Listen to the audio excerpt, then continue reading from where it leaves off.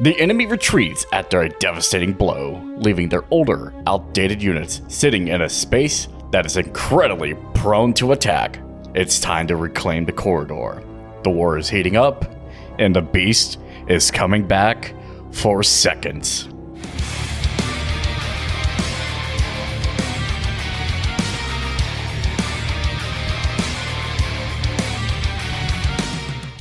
Hello and welcome back to the Frontlines of Kerbin. I am Lance, the overseer of the series, and today we have some very spicy tactical movement. And if you stick around until the end of the video, I might just sneak a little something in for you.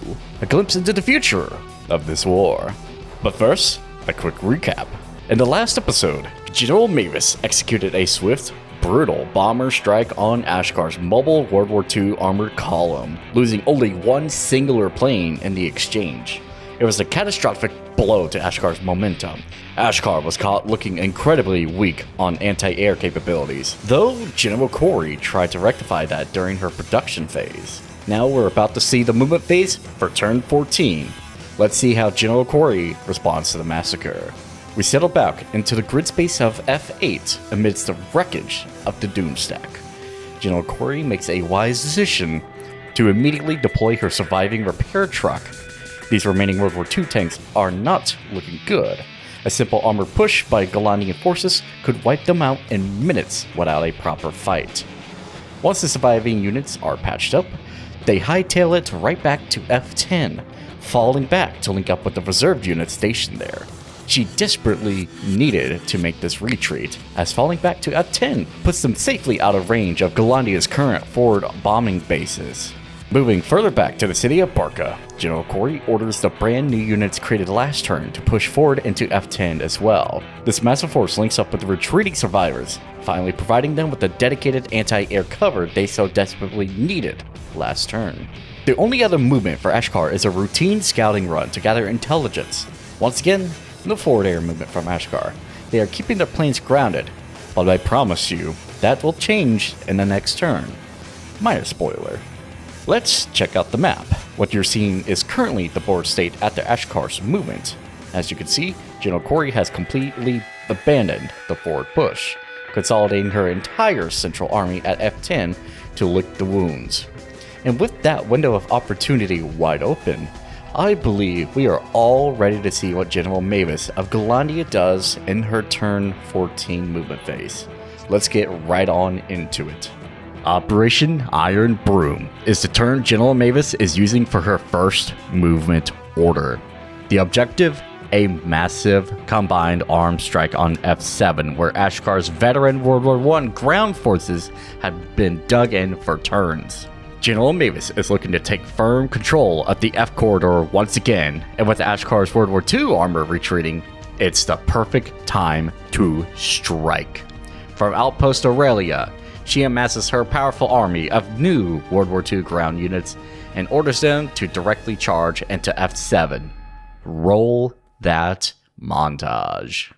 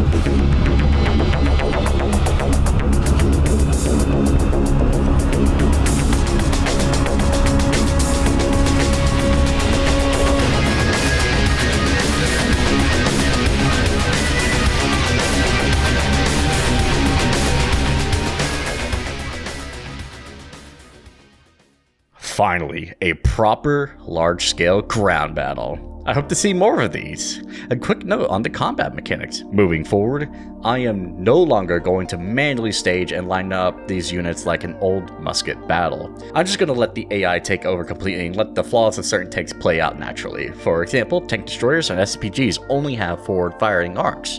If they get flanked, they die. I am currently tweaking their AI to stop them from rapidly switching targets. I want them to select one enemy and hammer it until it's dead, even if it means exposing their side or rear to danger. I want to be effective while on the move, but their historical flaws need to be exploited. However, the AI tweaks aside, this move was a major tactical success. General Mavis did lose a good few of her World War II units and a handful of World War I veterans in the crossfire, but the trade-off was worth it. She has successfully swept the F corridor. The city of Westmere is no longer under immediate threat of invasion, as Ashkar's stage ground at F7 has been completely wiped off the map. To backfill the units that pushed out of Outpost Aurelia, the fresh armor division created in turn 13 over at Westmere rolls forward, settling perfectly in the defensive slots at Aurelia that were just vacated.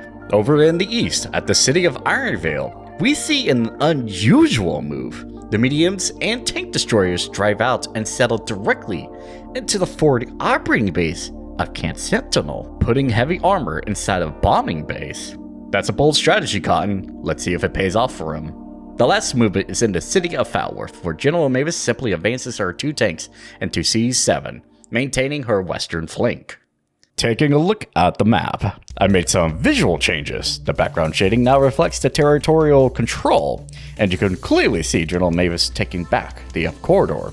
The momentum has completely shifted. Now, General Mavis must decide whether to keep pushing or build up a defense. We will see what strategy she chooses as we move into the point spending phase. Let's check in on General Korey first and see what she spends her points on. Hint, it's exactly the same. I'm gonna have to chat with the AI about this for the next episode. Do not fret. Starting at Outpost Scimitar, General Korey spends 6 points to add 2 more Skybreaker anti-air emplacements. At the very least, that base is now significantly hardened against any future air attacks like Mavis might try.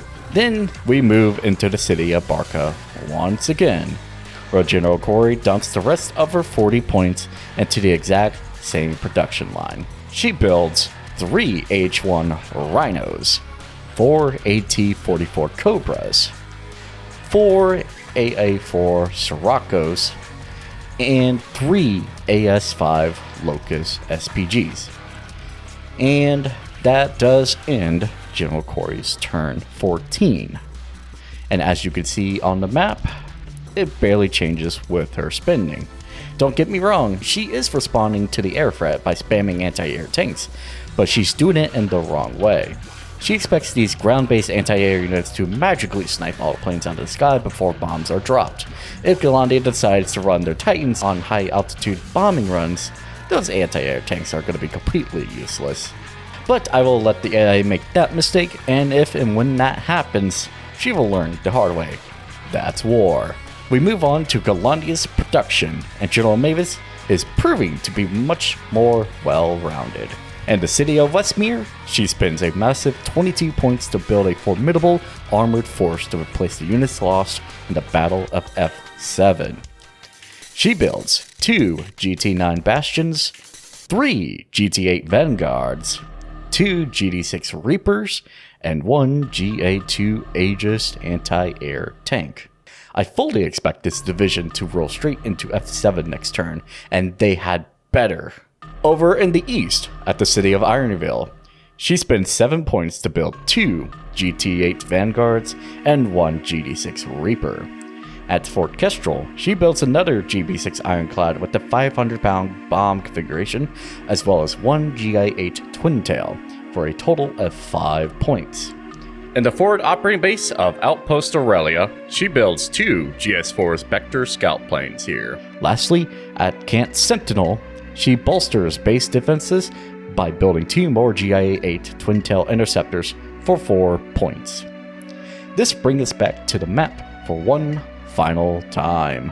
showing the point totals and the new units added to the board. Still not a massive geographical change, but Gallandia has solidified its hold on this center.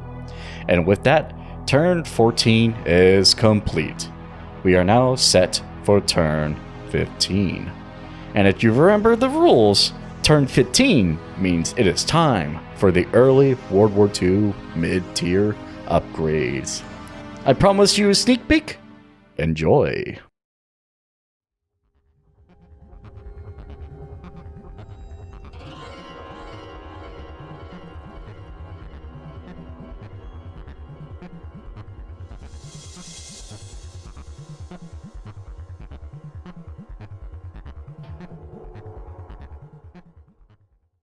I hope you're excited as I am for these. Sound off in the comments. How do you think the jet engines and cruise missiles are going to shake up the war?